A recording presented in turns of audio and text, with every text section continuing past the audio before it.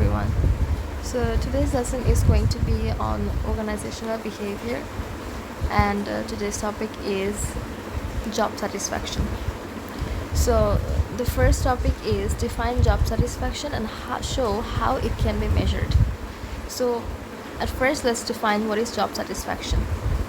It is a positive feeling about a job resulting from an evaluation of its characteristics. That means if you are in a job and you're doing that, and if you have a positive feeling about that job, that means you are satisfied about that job. Okay, so now what are the measures that we can take to measure if our employees are satisfied or not with their job?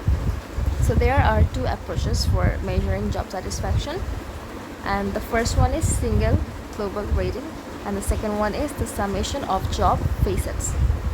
Okay, so the single global rating is asking only one employee about how is your job, and or do you like your job, or are you satisfied with your job. You're rating based on only one person. And the second one is the summation of job facets. Facets mean factors. So if you ask multiple employees and sum them up, whether considering different factors, like it can be that some employees are dissatisfied because they are not getting paid enough. Some employees are dissatisfied because their work environment is not jolly enough. So there are different factors, and based on those factors, employees can be dissatisfied. So if you sum all the feedbacks from different employees, that is called the summation of job facets. Okay. Now, how satisfied are people in their jobs? Over the last 30 years, employees in the US and most developed countries have generally been satisfied with their jobs. With the recent economic downturn, more workers are less satisfied.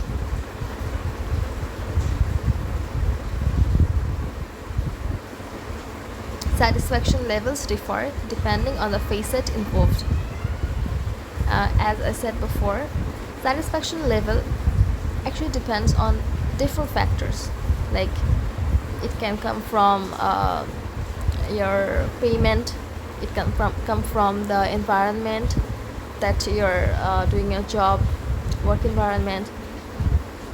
It can come from what kind of manager or boss do you have, the relationship with your manager or boss. Okay, so satisfaction level depends on a lot of facets. Okay, the next one is employees in Western cultures have higher levels of job satisfaction as compared to employees in Eastern countries or cultures. Okay, so in Western cultures, people tend to be more satisfied with their job compared to the employees in Eastern cultures.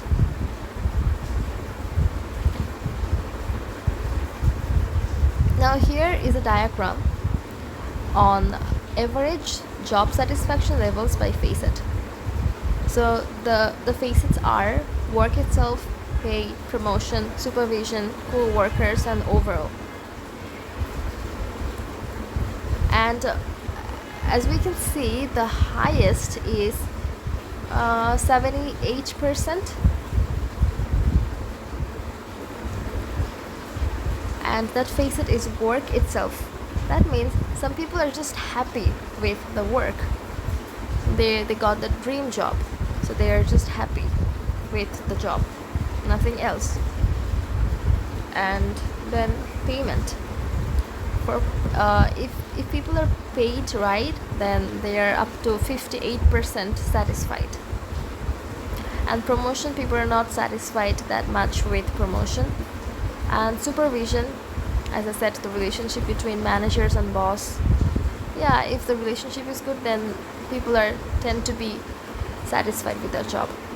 And co-workers, this is an element of work environment. So if the co-workers are nice, then people are up to 70% satisfied with their job, and overall is 78% again satisfied with their job. Okay, now here's another diagram that says the average levels of employee job satisfaction by country. Okay, so now we're gonna compare country to country.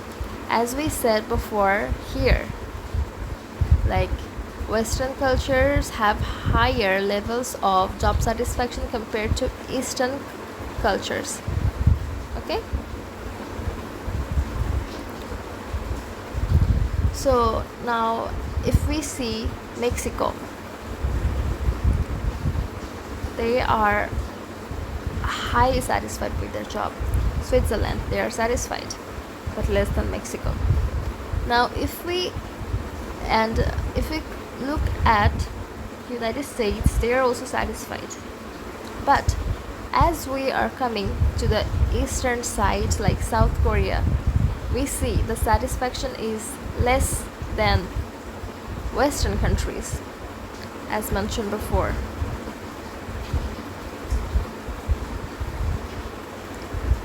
Now, the summaries of the main causes of job satisfaction.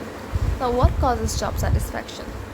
Research shows that job satisfaction is correlated with life satisfaction. That means people who are satisfied with their life, they tend to be satisfied with their job as well. Pay influences job satisfaction only to a point. This basically implies that money cannot buy happiness. Yes, if you pay someone well, that doesn't mean that they're gonna be satisfied with their job. Then personality also plays a role in job satisfaction. That means, just consider a situation, and there are two different type of people. They have two different type of personality. So two different people are gonna handle the situation differently. So it also depends what is your personality. For example, if you are an introvert and you see a lot of new people in your organization, then of course you're not gonna be happy with that. And think of the exact opposite. If you are an extrovert and you see a lot of people in your organization, you're going to be very happy, right? So personality also plays a role in job satisfaction. People who have positive core self-evaluations, people who believe in their inner worth and basic competence, are more satisfied with their jobs than those with negative core self-evaluations. Some people are optimistic naturally and some people are pessimistic. So people who are optimistic, they're gonna always find good things everywhere. They're gonna be satisfied with their job anyways. And people who are pessimistic, they're always negative. They always think negatively. So they are always going to be dissatisfied with their job, no matter what happens. Now we can see another scatter plot that says relationship between average pay in job and job satisfaction of employees in that job. Okay, so now we can see that we normally think that if an employee is paid higher, then he is supposed to be happy or satisfied with his job. But the scatter plot doesn't say so. If the employees were supposed to be happy with higher payments, then the scatter plot would go like this. The scatter plot would be upward. But the scatter plot is not going upward, rather it is going like almost like a straight line, and we can see a very slight uprising line that is very, very, very slight. So the relationship between payment and job satisfaction is not very positive, it is positive, but that is not very strong. The correlation is weak. Okay, so we can see that people who are paid only 15,000, they are satisfied up to 82%, as you can see. And people who are like highest paid, between 75,000 to 90,000, they are satisfied only to 68%. So payment doesn't actually like make people or employee satisfied with their job. Again, this implies that money cannot buy happiness. Now here's a dimension, that is responses to dissatisfaction. How employees actually respond to different type of dissatisfaction. Okay, so since it's a dimension, there are going to be two sides, of course, constructive and destructive, and another two sides are active and passive. So employees' responses can be constructive to the company or organization, and destructive. Constructive means that employees' behavior can be either good, or it can have no effect on the company. Okay, so it can bring something good to the organization, or it can have zero effect on the organization. The organization's everyday work will go on smoothly. Nothing will change. That is also considered as constructive behavior. And destructive behavior means that organization's everyday work is going to be hampered. That is destructive behavior. Now, active. For example, active response. An employee is dissatisfied, and he is very active, very vocal about that. He has gone to the manager and said, I am not getting paid enough, or I am not getting a bonus, so you need to fix that. So he raised his voice, and he's very active about that. And that is a constructive thing for the organization, because the employee is giving the organization a scope to fix its problems. And destructive behavior, active behavior, is exiting, quitting. For example, if an employee is dissatisfied and he just simply quits the job, that is destructive for the company. Because if every employee that is being dissatisfied exits the job, then the company is going to collapse, or they're going to face a loss, of course, because they're going to have to hire new employees, and that is costly. So this is destructive behavior for the company. Now, passive behavior, passive constructive behavior or responses is loyalty. Now, some of you might wonder, like, how an employee can be dissatisfied to that organization and still be loyal to that organization. Now, this can happen. This can happen to mostly old people, like who are working with the organization for a very long period, and they have nowhere else to go. So this is the only option left, since they are very old, so no company is going to hire them either. So they have to stick to the company. That's why even if they're dissatisfied, they're just simply being loyal, and they just cannot raise their voice, because they're kind of scared that this company is also going to kick them out. And another reason can be that they have a bonding or attachment to the company. So they tend to understand that my company is going through a hard time. For example, you deserve a raise. As an employee, you deserve a raise, but you see that your company is not doing very great. Your company is facing a loss, so that's why you're considering that it's okay, I don't need a raise, maybe my company will give me a raise next time.